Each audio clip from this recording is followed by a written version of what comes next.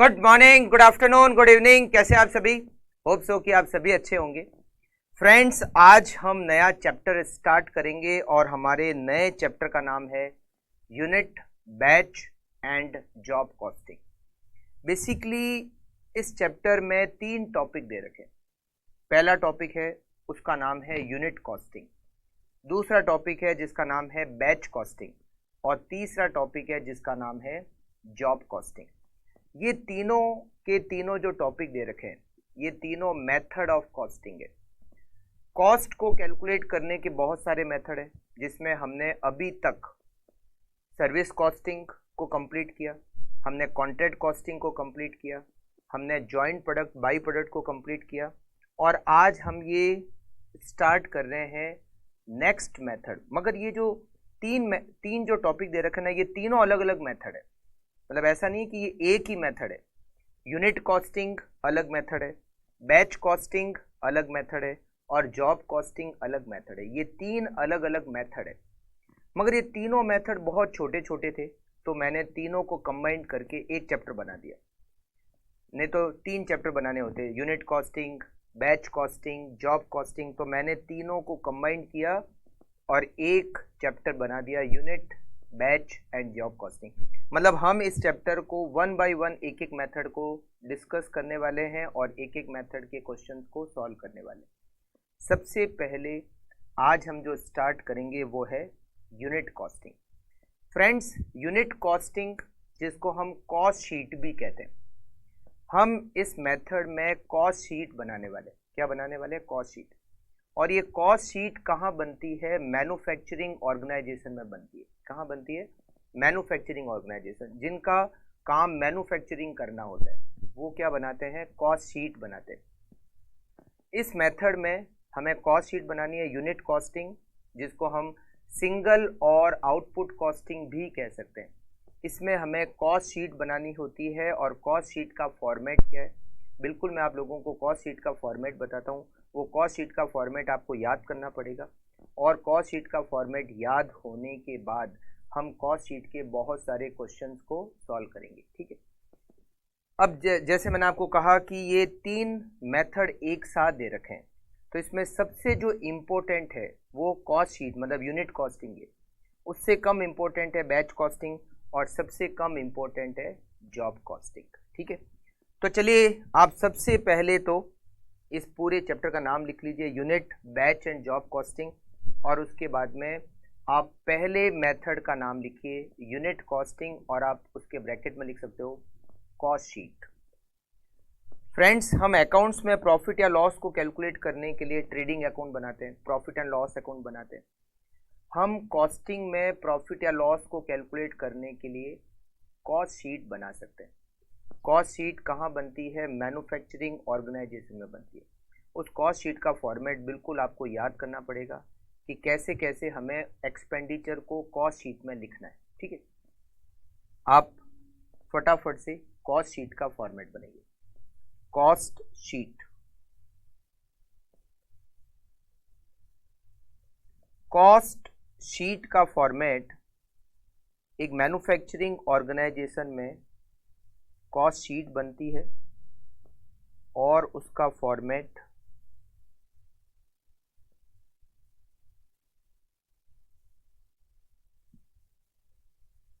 Rupees.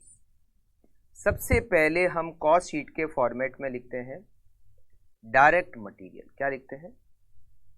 Direct material. एक बार आप लोग कॉस्ट शीट के पूरे फॉर्मेट को लिख लीजिए, फिर मैं एक एक पॉइंट को हम डिस्कस करेंगे कि कौन सा एक्सपेंडिचर है और उसकी कैलकुलेशन हमें कैसे करनी है। ठीक है। एक बार आप फॉर्मेट पूरा नोट कर लीजिए।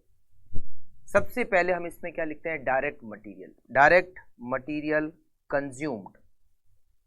क्या आता है? डायरेक्ट मटेरियल कंज्यूम्ड, मतलब डायरेक्ट मटेरियल को, या फिर इसको आप कह सकते हो raw material, raw material consumed.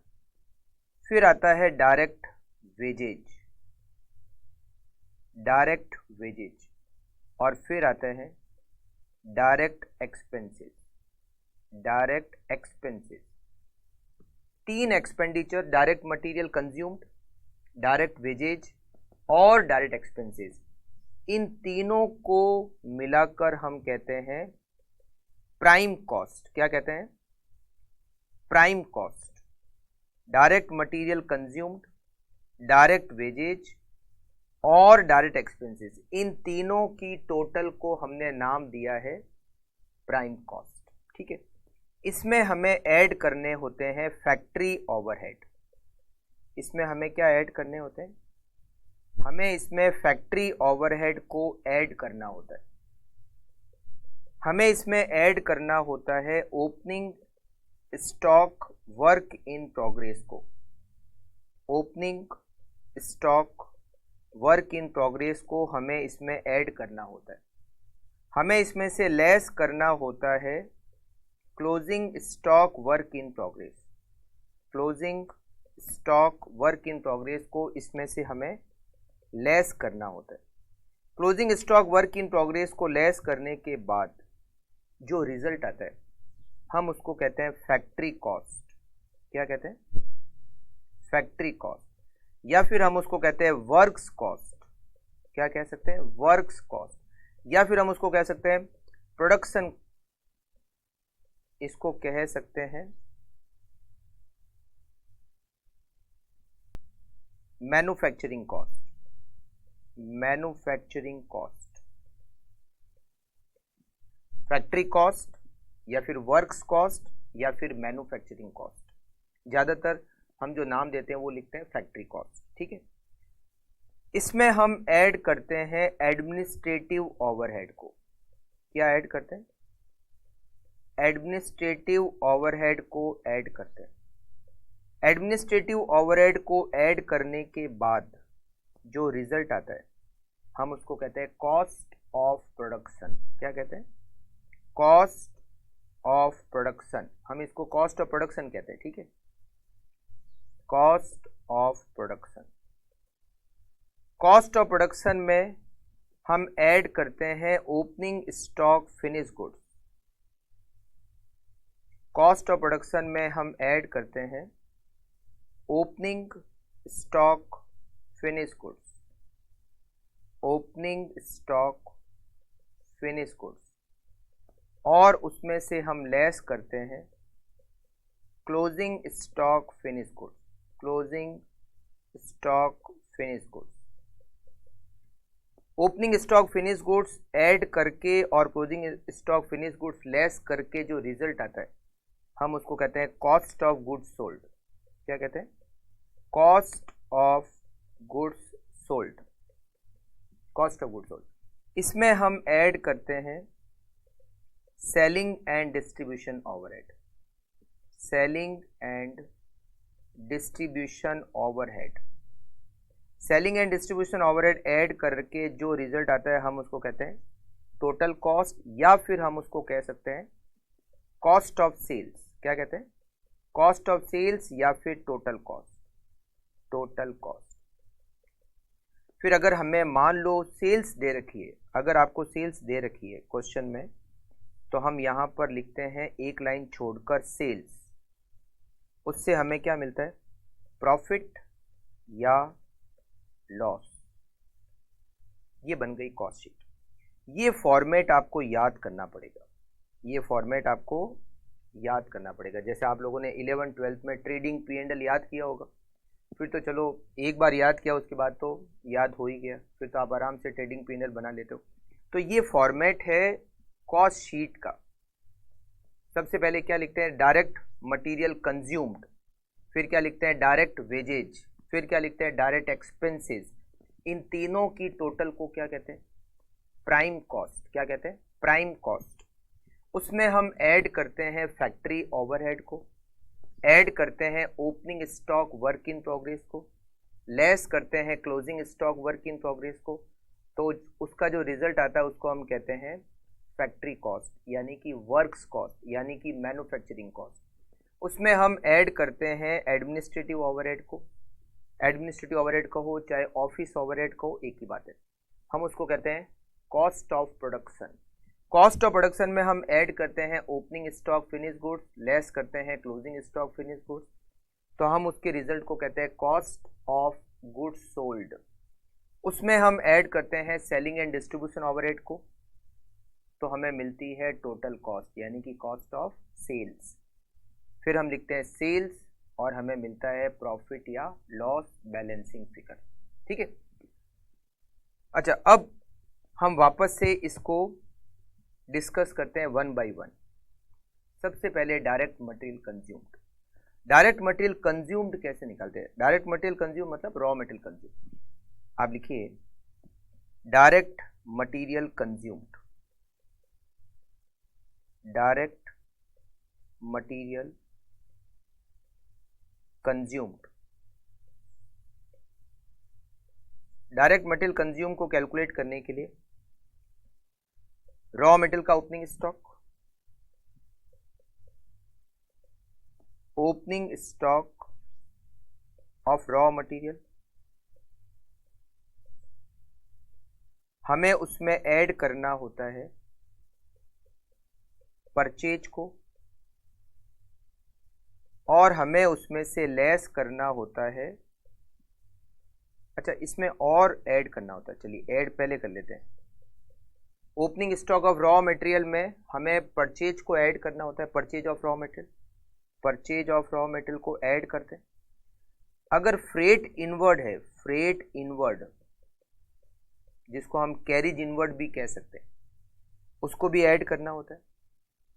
फिर हम इसमें से लेस करते हैं closing stock of raw material, raw material के क्लोजिंग स्टॉक को लेस करते हैं। और अगर रॉ मटेरियल का कुछ स्क्रैप हो रहा है, रॉ मटेरियल का अगर कुछ स्क्रैप हो रहा है तो वो भी इसमें से माइनस कर देते हैं, scrap of raw material, and the result is direct material consumed. Direct material consume मतलब रॉ मटेरियल कंज्यूम कैसे होता है? वैसे तो नॉर्मली देखो कैसे निकलता है, opening stock plus purchase minus closing. But अगर मान लो फ्रेट इनवर्ड, कैरिज इनवर्ड दे रखा हो तो वो भी उसमें ऐड होगा। अगर मटेरियल का स्क्रैप हो रहा है और स्क्रैप से कुछ रुपए मिल रहे हैं तो वो उसमें से लेस हो जाएंगे, and the result is direct material consumed. ठीक है। अच्छा, दूसरा हमने क्या लिखा?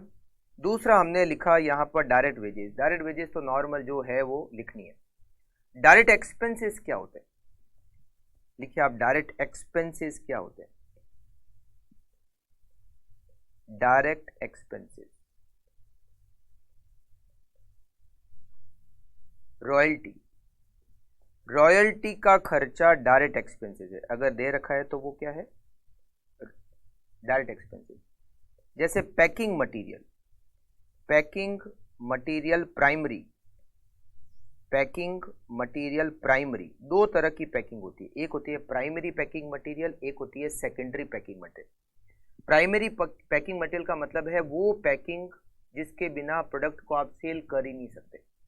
जैसे आप मेडिसिन लेने जाते हो, मान लो मेडिसिन सिरप, तो जो मेडिसिन सिरप आती है वो किसी बॉटल में आएगी, कांच की बॉटल या प्लास्टिक की बॉटल में मेडिसिन सिरप मिलेगी। तो जो कांच की बॉटल है या प्लास्टिक की जो बॉटल है जिसमें वो सिरप को डालकर बेच रहा है, तो जो कांच की बॉटल या प्लास्टिक की बॉटल है वो प्राइमरी पैकिंग है, क्योंकि उसके बिना मेडिसिन बेचोगे कैसे? जो वो जो बॉटल है कांच की या प्लास्टिक की, हम उसको तो यूज़ करते नहीं, वो तो जैसे ही सिरप खत्म हो जाती है हम वो कांच की बॉटल या प्लास्टिक की बॉटल बाहर फेंक देते हैं, करेक्ट ना? वो एक तरह से कचरा है। तो वो जो कांच की बॉटल या प्लास्टिक की बॉटल है उसके बिना मेडिसिन बेचने वाली कंपनी मेडिसिन बेचेगी कैसे? सिरप कैसे बेचेगी? तो वो जो बॉटल है वो प्राइमरी पैकिंग है। एक होती है सेकेंडरी पैकिंग। सेकेंडरी पैकिंग होती है ट्रांसपोर्टेशन के लिए, कि जैसे मान लो एक डिस्ट्रिक्ट से दूसरे डिस्ट्रिक्ट गुड्स भेजना है, या एक शहर से दूसरे शहर गुड्स भेजना है, एक स्टेट से दूसरे स्टेट गुड्स भेजना है, सप्लायर से हमें बायर तक गुड्स भेजना है, तो फिर गुड्स भेजा कैसे जाएगा? गुड्स भेजने के लिए जो पैकिंग लगती है, ट्रांसपोर्टेशन के लिए जो पैकिंग लगती है वो होती है सेकेंडरी पैकिंग।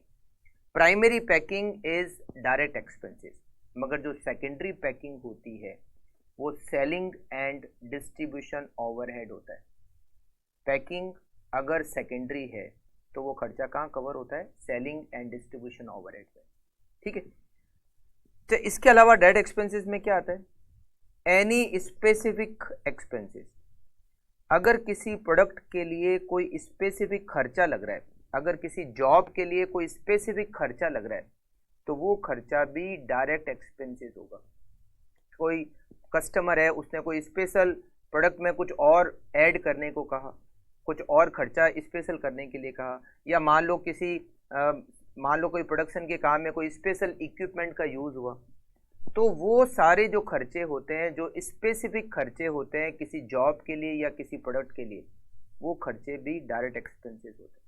वैसे जनरली डायरेक्ट एक्सपेंसेस आता है ना, तो नाम स्पेसिफिक नाम से आता है डायरेक्ट एक्सपेंसेस, तो दिक्कत ही नहीं होती। ठीक है, तो 3 एक्सपेंडिचर मिला लो, raw material consumed, direct wages और डायरेक्ट एक्सपेंसेस, ये तीनों मिलकर क्या बन गई हमारी प्राइम कॉस्ट। हमने नाम दिया इसको प्राइम कॉस्ट। ठीक है, उसमें हम ऐड करते हैं फैक्ट्री ओवरहेड। हम ऑलरेडी ओवरहेड के चैप्टर में डिस्कस कर चुके हैं कि ओवरहेड 3 टाइप के होते हैं। कौन कौन से? Factory overhead, administrative overhead, selling and distribution overhead, 3 type के ओवरहेड होते हैं।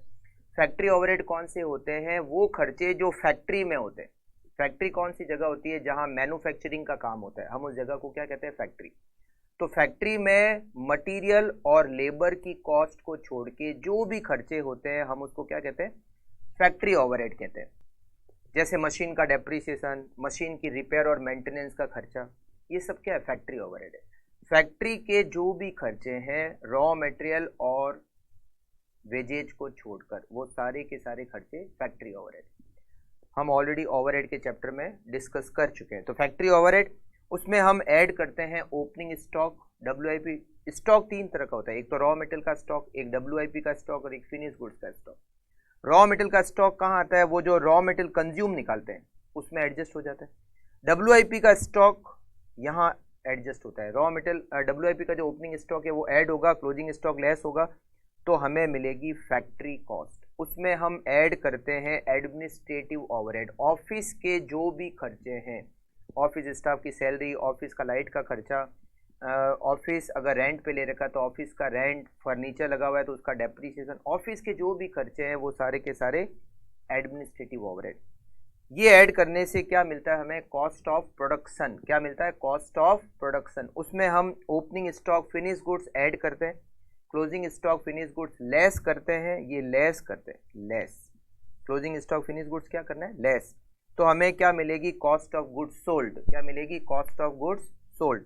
उसमें हम ऐड करेंगे सेलिंग एंड डिस्ट्रीब्यूशन ओवरहेड। मैंने आपको सेलिंग एंड डिस्ट्रीब्यूशन ओवरहेड के बारे में भी बताया था कि सेलिंग ओवरहेड वो होते हैं जो सेल्स को प्रमोट करने के लिए काम आते हैं, जैसे advertisement expenses, travelling expenses, salesman commission, है ना, ये सारे खर्चे जो है वो सेलिंग ओवरहेड है। डिस्ट्रीब्यूशन ओवरहेड वो होते हैं जो वेयर हाउस के खर्चे होते हैं, गुड्स को कस्टमर तक पहुंचाने का जो भी खर्चा होता है, डिलीवरी वैन अगर हमारे पास है उसके जो खर्चे हैं, वो सारे डिस्ट्रीब्यूशन ओवरहेड है। बट जनरली क्या होता है, ये अलग अलग करना बहुत बार पॉसिबल हो नहीं पाता, इसीलिए हम दोनों खर्चे को एक साथ ही रखते हैं, सेलिंग एंड डिस्ट्रीब्यूशन ओवरहेड। तो सेलिंग एंड डिस्ट्रीब्यूशन ओवरहेड, और हमें क्या मिल जाएगी? हमारी टोटल कॉस्ट, मतलब कॉस्ट ऑफ सेल्स। फिर हम लिखेंगे सेल्स, तो हमें मिलेगा प्रॉफिट या लॉस। ठीक है, अच्छा, रॉ मटेरियल कंज्यूम हो गया।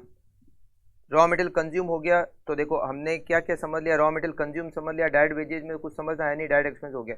फैक्ट्री ओवरहेड मैंने आपको बता दी, ओपनिंग WIP, क्लोजिंग WIP का स्टॉक डायरेक्टली दे रखा होगा। एडमिनिस्ट्रेटिव ओवरहेड हम ऑलरेडी समझ चुके हैं ओवरहेड के अंदर, और सेलिंग ओवरहेड भी हम ऑलरेडी समझ चुके हैं। फिर opening stock, closing stock, finish goods दे रखा होगा, सीधा ऐड लेस करना है, और सेल्स लिख के हम क्या निकाल सकते हैं? प्रॉफिट या लॉस। बहुत ईजी है। अच्छा, बहुत सारे एक्सपेंडिचर और बहुत सारी इनकम ऐसी है जो कॉस्ट शीट में इंक्लूड नहीं होती, मतलब उसको कॉस्ट शीट में नहीं लेते। कौन कौन से खर्चे और कौन कौन सी इनकम कॉस्ट शीट में नहीं आती? ठीक है, जैसे हम ट्रेडिंग पेंडल बनाते हैं तो बहुत सारे खर्चे ट्रेडिंग पेंडल में तो लिखते हैं बट कॉस्ट शीट में नहीं आते। बहुत सारी इनकम ट्रेडिंग में तो लिखते हैं बट कॉस्ट शीट में नहीं आती। कौन कौन सी इनकम और कौन कौन से खर्चे कॉस्ट शीट में नहीं आते? आप लिखो, expenses not included in costing, expenses not included in costing। कौन कौन से एक्सपेंडिचर कॉस्ट शीट में नहीं आते? कौन कौन से एक्सपेंसेस कॉस्ट शीट में नहीं आते? First, tax. Tax cost sheet में नहीं आता, इनकम टैक्स कॉस्ट शीट में नहीं आता। इंटरेस्ट, इंटरेस्ट खर्चा तो है मगर कॉस्ट शीट में नहीं आता। Bad dates, bad debts cost sheet में नहीं आता। डिविडेंड पेड कॉस्ट शीट में नहीं आता। एनी प्रोविजन, कोई भी तरह का प्रोविजन कॉस्ट शीट में नहीं आता। डिस्काउंट, डिस्काउंट एक्सपेंसेस, डिस्काउंट का खर्चा कॉस्ट शीट में नहीं आता। Loss on sale of asset, अगर किसी एसेट को बेचा है उस पर लॉस हुआ है, या इन्वेस्टमेंट को बेचा है उस पर लॉस हुआ है, तो वो भी कॉस्ट शीट में नहीं आता। ट्रांसफर टू रिजर्व, अगर हम प्रॉफिट में से कुछ रिजर्व में ट्रांसफर करते हैं तो वो भी कॉस्ट शीट में नहीं आता। तो बहुत सारे खर्चे ऐसे हैं जो ट्रेडिंग P&L में तो आते हैं बट वो कॉस्ट शीट में नहीं आते। ठीक है, एटसेट्रा, इसको मैंने यहाँ खत्म नहीं किया है, एटसेट्रा लिखा है। एनी प्रोविजन का मतलब क्या होता है, जैसे provision for repair and maintenance, provision for doubtful debts, provision for discount, है ना, ये सारे प्रोविजन जो है वो कॉस्ट शीट में नहीं इंक्लूड करते। अच्छा, बहुत सारी इनकम ऐसी है जो हम कॉस्ट शीट में नहीं इंक्लूड करते। Income not included in cost sheet, बहुत सारी इनकम ऐसी है जो कॉस्ट शीट में नहीं आती। जैसे इनकम ऑन इन्वेस्टमेंट, इन्वेस्टमेंट पर इनकम कॉस्ट शीट में नहीं आती। इनकम ऑन इन्वेस्टमेंट, जैसे profit on sale of asset and investment, अगर किसी एसेट को सेल किया है या इन्वेस्टमेंट को सेल किया है और हमें उसको सेल करने पर प्रॉफिट मिला है तो वो प्रॉफिट भी कॉस्ट शीट में, ना तो प्रॉफिट आता है ना लॉस आता है। ठीक है, अच्छा, और क्या, रेंट की इनकम, अगर हमें रेंट की इनकम हो रही है वो भी कॉस्ट शीट में नहीं आती। डिविडेंड की इनकम, अगर हमें डिविडेंड की इनकम हो रही है तो वो भी कॉस्ट शीट में नहीं आती। डिस्काउंट की इनकम, अगर हमें क्रेडिटर से डिस्काउंट मिला है तो वो डिस्काउंट की इनकम भी कॉस्ट शीट में नहीं आती। ठीक है, तो ये बहुत सारी एटसेट्रा, बहुत सारी इनकम ऐसे हैं जो हम ट्रेडिंग P&L में तो लेते हैं बट कॉस्ट शीट में वो नहीं लेते। बहुत सारे एक्सपेंसेस ऐसे हैं जो हम ट्रेडिंग P&L में तो लेते हैं बट कॉस्ट शीट में नहीं लेते। ठीक है, चलिए, ये आपका एक लिस्ट हो गई कि कौन कौन से खर्चे और कौन कौन सी इनकम कॉस्ट शीट में नहीं आती। बहुत इजी है, बहुत इजी चैप्टर है। यूनिट कॉस्टिंग मतलब कॉस्ट शीट बनाना, और कॉस्ट शीट बनाना कोई बहुत बड़ा गेम नहीं है, इजी गेम है। और इतना इजी है कि देखो, हम फर्स्ट क्वेश्चन स्टार्ट कर रहे हैं। आप लोग अगर इसमें से कुछ अधूरा रह गया तो आप उसको फटाफट से पूरा कर लीजिए।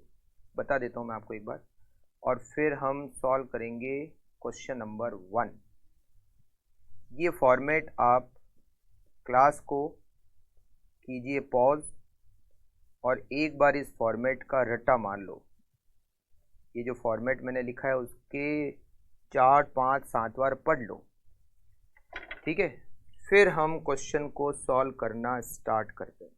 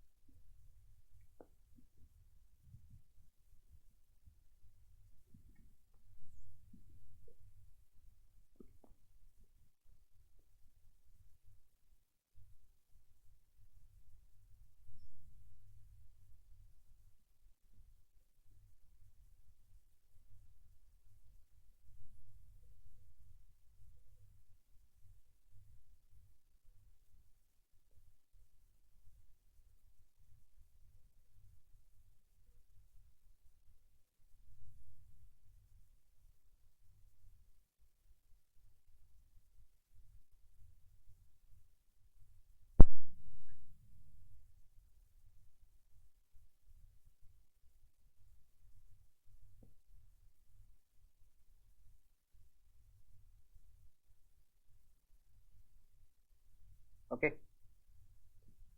चलिए स्टार्ट करते हैं question number 1। Question number 1 cost sheet का, from the books of accounts of Messrs X Enterprises. The following detail have been extracted for the year ending March 31, 2018. From the under mentioned information, you are required to calculate prime cost, factory cost, total cost. मतलब हमें cost sheet बना दिया। Raw material का opening stock दे रखा है, closing stock दे रखा है और परचेज दे रखी है। इससे हम क्या निकाल सकते हैं? रॉ मटेरियल कंज्यूम्ड निकाल सकते हैं। डायरेक्ट वेजेज प्राइम कॉस्ट में आएगी। इनडायरेक्ट वेजेज फैक्ट्री ओवरहेड होती है। क्या होती है? Factory overhead. एफ का मतलब फैक्ट्री ओवरहेड है। सैलरी टू एडमिनिस्ट्रेटिव स्टाफ, ये एडमिनिस्ट्रेटिव ओवरहेड है। फ्रेट इनवर्ड, ये मटेरियल में ऐड होगा। फ्रेट इनवर्ड क्या होगा? मटेरियल में ऐड होगा। Freight outward selling and distribution overhead है। एस का मतलब selling and distribution overhead.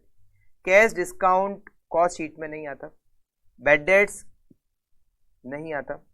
Repair to plant and machinery factory overhead में जाएगा। रेंट रेट्स टैक्स फैक्ट्री का factory overhead. Rent rates tax office का administrative overhead. Travelling expenses selling and distribution overhead. Salesman salary and commission selling and distribution overhead. Depreciation on plant and machinery factory overhead. Depreciation on furniture administrative overhead. Director fees administrative overhead. Electricity charges administrative overhead. Fuel factory overhead. General charges administrative overhead. Manager salary वैसे तो administrative होती है, मगर यहाँ एक लिखा हुआ है manager time is share between factory and office, तो मैनेजर की सैलरी को फैक्ट्री और ऑफिस दोनों में बांटना पड़ेगा। फैक्ट्री एंड एडमिनिस्ट्रेटिव दोनों में थोड़ा थोड़ा आएगा, ठीक है। 20 और 80 के रेशियो में बांटना पड़ेगा। चलिए अब हमें कॉस्ट शीट बनानी है, तो एक काम करते हैं, पहले तो हम एक शीट बना लेते हैं, रॉ मटेरियल कंज्यूम्ड कैलकुलेट कर लेते हैं। Working note 1, raw material consumed, जिसको हम डायरेक्ट मटेरियल कंज्यूम्ड भी कह सकते हैं। रॉ मटेरियल कंज्यूम्ड, इसमें हम सबसे पहले लिखेंगे opening stock raw material.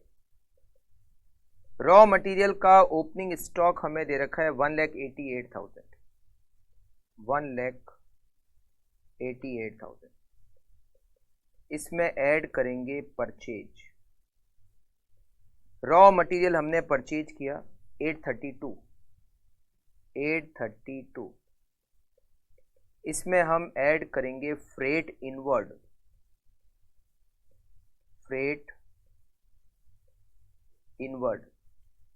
Freight inward हमें यहां दे रखा है 32,000 और हम इसमें से लेस करेंगे closing stock raw material. Raw material का क्लोजिंग स्टॉक हमें दे रखा है 2 लाख रुपए। 2 लाख, तो हमें रॉ मटेरियल कंज्यूम मिल जाएगा 188, 832 minus 2 lakh, 852 raw material consume, मतलब direct material consumed. Second list हम बनाते हैं फैक्ट्री ओवरहेड की। फैक्ट्री ओवरहेड, अब आप यहां देखो कौन कौन से फैक्ट्री ओवरहेड में आएंगे। Indirect wages 16,000। Indirect wages 16,000। उसके बाद में repair to plant and machinery 42,400। Repair to plant and machinery. Then next आएगा 12,000 rent factory. 12,000 rent factory. Then next factory road में आएगा depreciation plant and machinery 28,400 depreciation on plant and machinery. Next हम इसमें लिखेंगे fuel 64,000 का fuel. और हम next लिखेंगे मैनेजर की सैलरी। मैनेजर की सैलरी पूरी यहाँ नहीं आएगी, 20:80 के रेशियो में, तो मैनेजर की सैलरी है 48,000। उसमें से फैक्ट्री ओवरहेड में कितनी, 20/100, 9,600। ये हमारी फैक्ट्री ओवरहेड की लिस्ट हो गई कंप्लीट। 16,000, 42,400, 12,000, 28,400, 64,000 and 9,600, 1,72,400 factory overhead. तीसरी लिस्ट बनाते हैं एडमिनिस्ट्रेटिव ओवरहेड की। एडमिनिस्ट्रेटिव ओवरहेड, एडमिनिस्ट्रेटिव ओवरहेड में सबसे पहले तो हम यहाँ लेते हैं salary administrative staff 40,000, salary administrative staff 40,000। फिर एडमिनिस्ट्रेटिव ओवरहेड में रेंट ऑफिस का 6,400, रेंट ऑफिस 6,400। फिर एडमिनिस्ट्रेटिव ओवरहेड में आएगा depreciation on furniture 2,400, depreciation on furniture 2,400। फिर नेक्स्ट आएगा इसमें एडमिनिस्ट्रेटिव ओवरहेड में डायरेक्टर फीस 24,000, डायरेक्टर फीस 24,000। उसके बाद में नेक्स्ट यहाँ पर हमें लेना है इलेक्ट्रिसिटी चार्जेज 48,000, इलेक्ट्रिसिटी चार्जेज 48,000। और फिर हमें नेक्स्ट लेना है जनरल चार्जेज 24,000, जनरल चार्जेस 24,000। और फिर हमें नेक्स्ट लेना है मैनेजर की सैलरी। मैनेजर सैलरी में से कुछ तो फैक्ट्री ओवरहेड में ले चुके हैं, कुछ यहाँ पर लेंगे। मैनेजर की सैलरी, मैनेजर सैलरी, मैनेजर की सैलरी है 48,000 multiply by 80 divided by 100, 48,000 multiply by 80 divided by 100, 38,400। और अब कर लेते हैं इसकी टोटल 40,000, 6,400, 2,400, 24,000, 48,000, 24,000, 38,400, 1,83,200। फिर हम एक लिस्ट बनाते हैं selling and distribution overhead, selling and distribution overhead. Selling and distribution overhead की लिस्ट बना लेते हैं। देखिए कौन कौन सा एक्सपेंडिचर सेलिंग एंड डिस्ट्रीब्यूशन में आएगा। Selling and distribution, freight outward 20,000, freight outward 20,000। और कौन सा आएगा, और इसमें ये नहीं आएगा, ये नहीं आएगा। Travelling expenses 12,400, 12,400 travelling expenses, travelling expenses 12,400। और इसमें क्या आएगा, salesman salary 33,600, 33,600 salesman salary, salesman salary 33,600। और इसमें क्या आएगा, और इसमें बस सब आ चुके हैं, सारे एक्सपेंडिचर हम ले चुके हैं। तो ये तीन एक्सपेंडिचर आएंगे 20,000, 12,400, 33,600, टोटल 66,000। अब हम बना देते हैं cost sheet, cost sheet.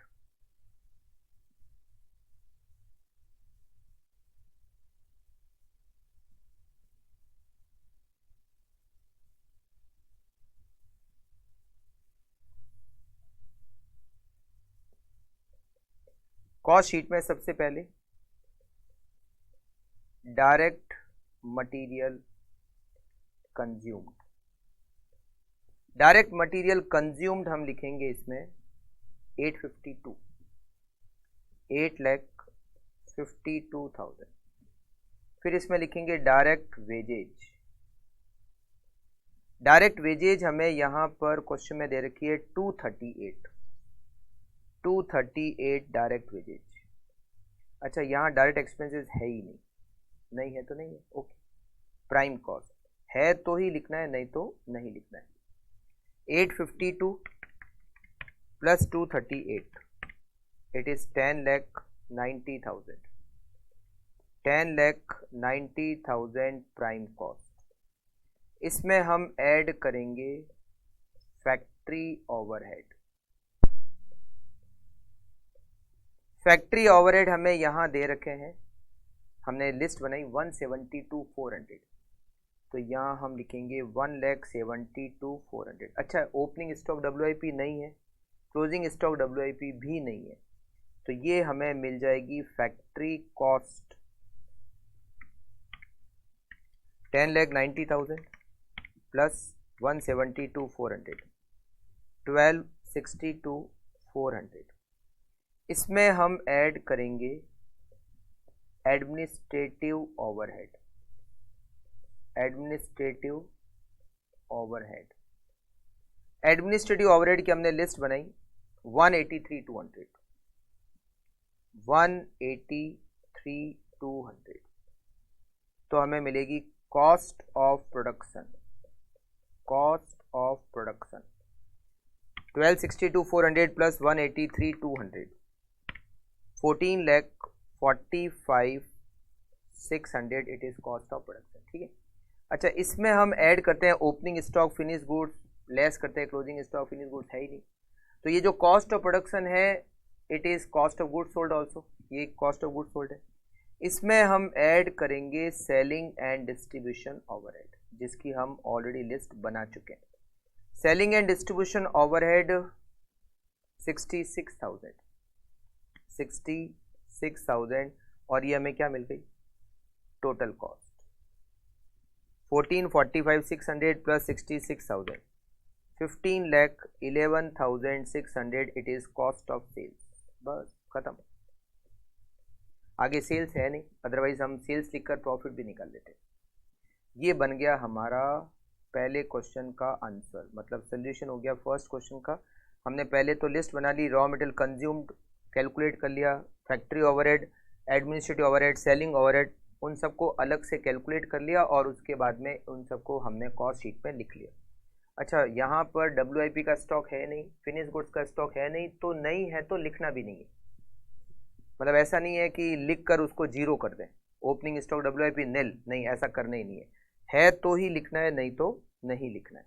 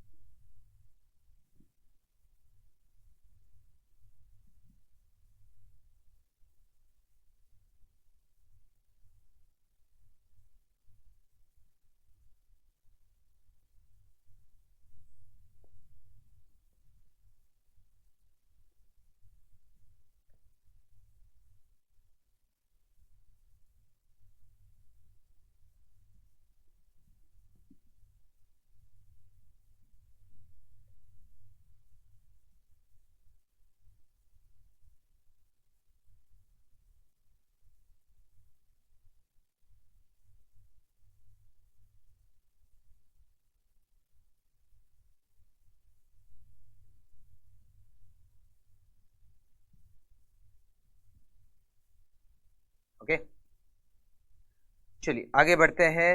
Next question.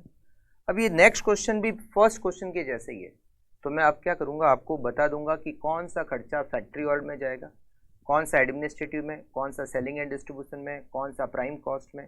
फिर आपको ये क्वेश्चन होमवर्क में करना है, ठीक है। तो मैं लिख देता हूँ होमवर्क है ये क्वेश्चन। अब कौन सा कहाँ जाएगा वो देख लेते हैं। देखिए रॉ मटेरियल ये तो प्राइम कॉस्ट में जाएगा। अच्छा सीधा इसमें रॉ मटेरियल एक ही अमाउंट दे रखा होता है तो इसका मतलब वो रॉ मटेरियल कंज्यूम्ड ही दे रखा है, ठीक है। प्रोडक्टिव वेजेज मतलब डायरेक्ट वेजेज, प्रोडक्टिव वेजेज का मतलब प्राइम डायरेक्ट वेजेज कहाँ जाएगा, प्राइम कॉस्ट में। डायरेक्ट एक्सपेंसेस प्राइम कॉस्ट में, तो ये तीनों मिलकर प्राइम कॉस्ट आएगी। Unproductive wages factory overhead, factory का rent factory overhead, factory lighting factory overhead, factory heating factory overhead, power की cost factory overhead. Haulage, haulage क्या होती है, फैक्ट्री के अंदर ही गुड्स को एक जगह से दूसरी जगह पर ले जाने का खर्चा, तो ये फैक्ट्री ओवरहेड में आएगा। फैक्ट्री के अंदर ही internal transportation of goods is haulage, और ये कहाँ जाएगा, फैक्ट्री ओवरहेड में जाएगा। डायरेक्टर फीस वर्क्स, वर्क्स का मतलब फैक्ट्री, फैक्ट्री में। Director fees office administrative overhead में। Factory cleaning factory overhead, sundry office expenses नाम से लग रहा है administrative overhead. Factory estimating factory overhead, factory stationery factory overhead, office stationery administrative overhead. Loose tool का डेप्रीसिएशन फैक्ट्री ओवरहेड, कोई भी tools है जो प्रोडक्शन में काम आते हैं उसका depreciation factory overhead. Factory insurance factory overhead, office insurance administrative overhead, legal expenses administrative overhead. Warehouse का खर्चा selling and distribution overhead, warehouse के जो भी खर्चे हैं वो सेलिंग एंड डिस्ट्रीब्यूशन।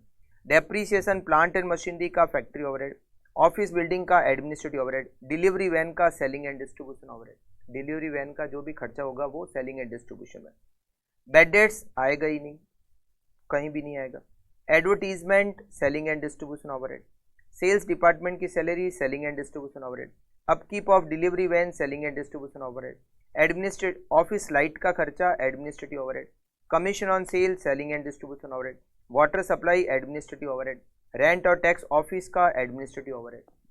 और टोटल 10,000 टन आउटपुट बना, तो जो टोटल कॉस्ट आएगी उसमें आप 10,000 टन का डिवाइड करोगे तो आपको कॉस्ट पर टन भी मिल जाएगी। मतलब आप कॉस्ट शीट बना देना, कॉस्ट शीट बनाने के बाद जो टोटल कॉस्ट है, कॉस्ट ऑफ सेल्स, उसके बाद में आप लिखना कॉस्ट पर टन। तो जो टोटल कॉस्ट आए उसमें 10,000 टन का डिवाइड करोगे तो आपको पर टन कॉस्ट पता चल जाएगी, ठीक है। तो आप क्या करोगे, अच्छा इसमें रॉ मटेरियल कंज्यूम तो डायरेक्टली दिया हुआ है, उसकी लिस्ट बनाने की जरूरत नहीं, तो 3 लिस्ट बनाओगे, फैक्ट्री ओवरहेड की, एडमिनिस्ट्रेटिव ओवरहेड की और सेलिंग एंड डिस्ट्रीब्यूशन ओवरहेड की।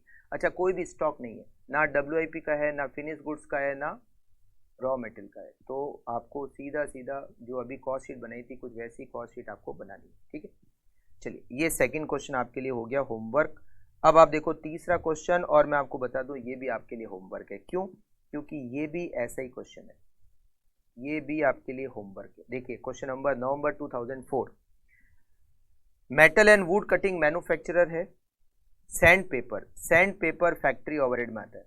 मटेरियल हैंडलिंग कॉस्ट मटेरियल की कॉस्ट में ऐड होगा, कहां पर ऐड होगा, मटेरियल की कॉस्ट में ऐड करना है, मटेरियल की कॉस्ट में ऐड करना है मटेरियल हैंडलिंग कॉस्ट को। Lubricant and coolant factory overhead, miscellaneous indirect manufacturing labour factory overhead, indirect labour जो भी होती है वो फैक्ट्री ओवरहेड होती है। Direct manufacturing labour prime cost में आएगी, डायरेक्ट वेजेज। फिर देखो आपको यहाँ रॉ मटेरियल का ओपनिंग क्लोजिंग दिया हुआ है, फिनिश गुड्स का ओपनिंग क्लोजिंग दिया हुआ है और WIP का ओपनिंग क्लोजिंग दिया हुआ है, तो आपको पता है। अच्छा रॉ मटेरियल का ओपनिंग क्लोजिंग से तो रॉ मटेरियल कंज्यूम्ड निकल जाएगा, और फिनिश गुड्स का ओपनिंग क्लोजिंग WIP का ओपनिंग क्लोजिंग कॉस्ट शीट में लिखने होते हैं, ओपनिंग ऐड होते हैं और क्लोजिंग लेस होते हैं। Plant leasing cost factory overhead, plant lease पर लिख रहा है उसका किराया। डेप्रीसिएशन प्लांट का factory overhead, property tax plant factory overhead, fire insurance plant factory overhead. Direct material purchase ये मटेरियल की कॉस्ट में जाएगा, कहाँ जाएगा, मटेरियल की कॉस्ट में। ओपनिंग स्टॉक दिया हुआ है मटेरियल का, परचेज मटेरियल का दिया हुआ है, एक मटेरियल हैंडलिंग कॉस्ट दे रखी है वो ऐड होगा और मटेरियल की परचेज आ गई, ठीक है। सेल्स ये सबसे लास्ट में सेल्स लिखेंगे तो प्रॉफिट आ जाएगा। Marketing promotion selling and distribution, marketing salary selling and distribution, distribution cost selling and distribution, customer service cost selling and distribution. ये पीछे के 4 खर्चे सबके सब सेलिंग एंड डिस्ट्रीब्यूशन। एक में आपको रॉ मटेरियल कंज्यूम्ड कैलकुलेट करके बता देता हूँ, ठीक है। रॉ मटेरियल कंज्यूम्ड वो हम कैलकुलेट कर लेते हैं। Raw material consumed, opening stock raw material, raw material का ओपनिंग स्टॉक हमें दे रखा है 1 लाख। इसमें हम ऐड करेंगे परचेज। रॉ मटेरियल की परचेज हमें दे रखी है यहां पर 11,50,000। 11,50,000 इसमें हम ऐड करेंगे मटेरियल हैंडलिंग कॉस्ट, मतलब मटेरियल जब खरीदा हो तो उसकी हैंडलिंग कॉस्ट मटेरियल की कॉस्ट में ही ऐड हो जाती है। जैसे फ्रेट इनवर्ड ऐड होता है वैसे ये भी खर्चा मटेरियल में ऐड हो जाता है 1,75,000 और इसमें से हम लेस करेंगे closing stock raw material. Closing stock raw material का हमें यहाँ दे रखा है 125। इससे हम निकाल लेंगे raw material consumed 1 lakh plus 11,50,000 plus 175 minus 125 13 lakh. Raw material consumed हो गया 13 लाख, ठीक है। इसके बाद तो फैक्ट्री ओवरहेड की लिस्ट बनानी है। अच्छा, इस क्वेश्चन में कोई भी एडमिनिस्ट्रेटिव ओवरहेड नहीं दिया हुआ है, अच्छी बात है, ठीक है ना। तो यहाँ पर रॉ मटेरियल कंज्यूम आ गया, फिर आप क्या करोगे, फैक्ट्री ओवरहेड की लिस्ट बनाओगे। फैक्ट्री ओवरहेड में देखो यहाँ पर कौन कौन सा खर्चा आएगा। सैंड पेपर 5,000, ठीक है, बना लोगे आप लोग। फैक्ट्री ओवरहेड में देखो एक एक्सपेंडिचर आएगा ये सैंड पेपर, दूसरा एक्सपेंडिचर आएगा ल्यूब्रिकेंट, तीसरा एक्सपेंडिचर आएगा इनडायरेक्ट लेबर, चौथा एक्सपेंडिचर आएगा प्लांट लीजिंग कॉस्ट, पांचवा आएगा डेप्रिसिएशन ऑन प्लांट, छठा आएगा प्रॉपर्टी टैक्स ऑन प्लांट, सातवां आएगा फायर इंश्योरेंस ऑन प्लांट। ये 7 खर्चे कहाँ पर आएंगे, फैक्ट्री ओवरहेड में। तो कॉस्ट शीट में सबसे पहले क्या लिखोगे, रॉ मटेरियल कंज्यूम, फिर क्या लिखोगे, डायरेक्ट वेजेज जो यहाँ दे रखी है, तो इस समय क्या मिलेगी, प्राइम कॉस्ट, डायरेक्ट एक्सपेंसेस नहीं है। फिर ऐड करोगे फैक्ट्री ओवरहेड, ऐड करोगे ओपनिंग स्टॉक WIP, लेस करोगे क्लोजिंग स्टॉक WIP, तो आपको क्या मिलेगी, फैक्ट्री कॉस्ट। एडमिनिस्ट्रेटिव ओवरहेड है ही नहीं, तो उसमें ऐड करोगे ओपनिंग स्टॉक फिनिश गुड्स जो हमें दे रखा है 250, क्लोजिंग स्टॉक फिनिश गुड्स जो हमें दे रखा है 375, ऐड करोगे opening stock finish goods, less करोगे क्लोजिंग स्टॉक फिनिश गुड्स, तो हमें क्या मिलेगा, कॉस्ट ऑफ गुड्स सोल्ड। उसमें फिर आप ऐड करोगे selling and distribution. Selling and distribution में ये टोटल 4 खर्चे दे रखे हैं। ये लिस्ट बनाओगे सेलिंग एंड डिस्ट्रीब्यूशन की, और जो टोटल आएगा वो कॉस्ट शीट में सेलिंग एंड डिस्ट्रीब्यूशन लिखोगे तो आपको क्या मिलेगी, टोटल कॉस्ट। फिर आपको सेल्स दे रखी है 34 लाख, तो आपको क्या मिल जाएगा, प्रॉफिट बैलेंसिंग फिगर मिल जाएगा, ठीक है। तो ये 2 क्वेश्चन मैंने आपको दिए हैं पूरे के पूरे होमवर्क में। हाँ, ये है, जरूर बता दिया कि कौन सा कहाँ पर जाएगा। अब आप देखिए क्वेश्चन नंबर 4, ये आपके एग्जाम में आ चुका है, जून 23 के एग्जाम में। सेल्स दे रखी है 55 लाख, स्टॉक फिनिश गुड्स का दे रखा है, WIP का दे रखा है, मटेरियल परचेज दे रखी है, मटेरियल का ओपनिंग और क्लोजिंग स्टॉक दिया हुआ है, डायरेक्ट वेजेस दे रखी है, फैक्ट्री ओवरहेड डायरेक्ट लेबर का 60% है, इन्वेंट्री, क्लोजिंग, फिनिश गुड्स और WIP, selling and distribution expenses sales का 10% है, एडमिनिस्ट्रेटिव एक्सपेंसेस सेल्स का 5% है। आपको कॉस्ट शीट बनानी है, चलिए बना देते हैं कॉस्ट शीट। सबसे पहले तो ये काम करते हैं, रॉ मटेरियल कंज्यूम्ड निकाल लेते हैं। Raw material consumed, opening stock raw material, raw material का ओपनिंग स्टॉक हमें यहां दे रखा है 60,000। इसमें हम ऐड करेंगे परचेज। रॉ मटेरियल की परचेज हमें यहां दे रखी है 22 लाख, और इसमें से लेस करेंगे closing stock raw material. Raw material का क्लोजिंग स्टॉक हमें दे रखा है 80,000। तो हमें रॉ मटेरियल कंज्यूम्ड मिल जाएगा 21,80,000, ठीक है। अब कॉस्ट शीट बना लेते हैं, क्योंकि अब फैक्ट्री ओवरहेड, एडमिनिस्ट्रेटिव ओवरहेड सीधे सीधे निकल जाएंगे, कोई लिस्ट बनाने की जरूरत नहीं है। कॉस्ट शीट, सबसे पहले क्या लिखते हैं कॉस्ट शीट में, रॉ मटेरियल कंज्यूम्ड,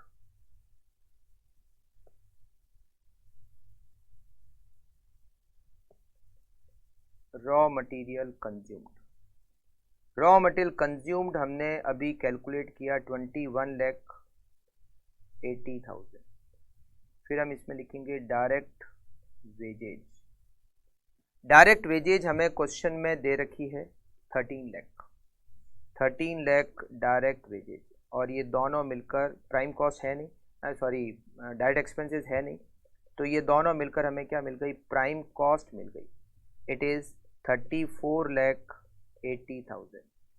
इसमें हम ऐड करेंगे फैक्ट्री ओवरहेड। फैक्ट्री के ओवरहेड ऐड करेंगे, और हमें क्वेश्चन में दे रखा है कि फैक्ट्री ओवरहेड जो है वो लेबर कॉस्ट का 60% है। लेबर कॉस्ट कितनी है, 13 लाख।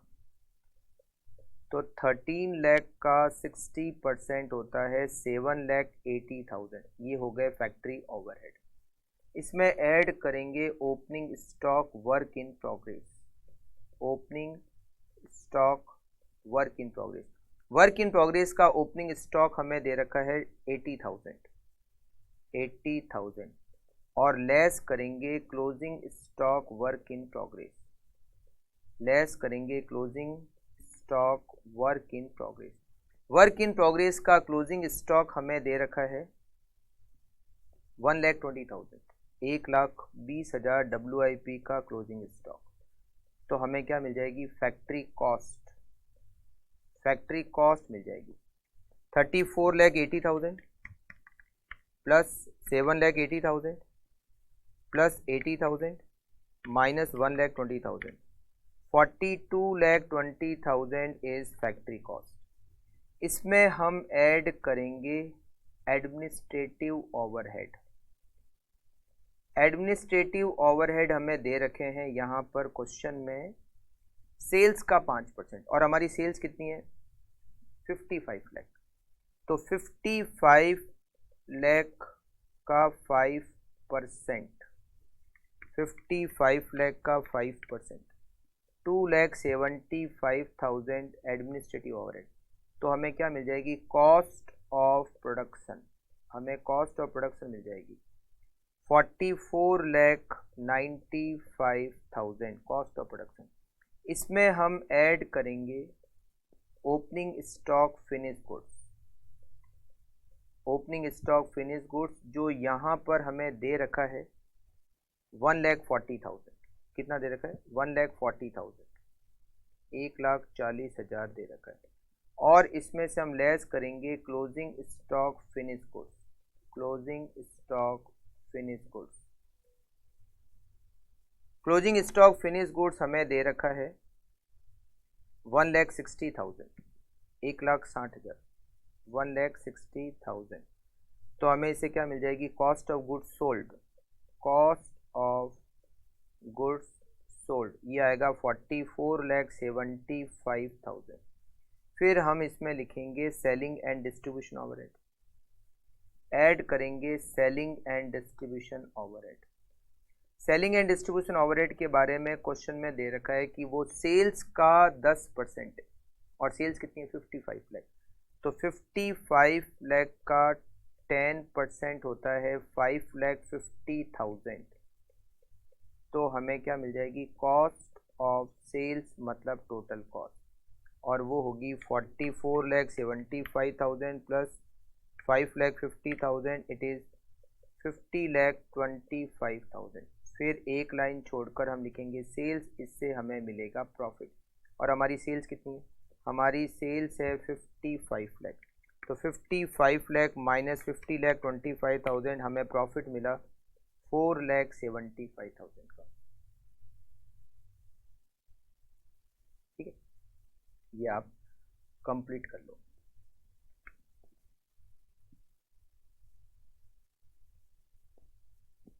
इजी क्वेश्चन था, कुछ भारी ऐसा कुछ क्वेश्चन था नहीं।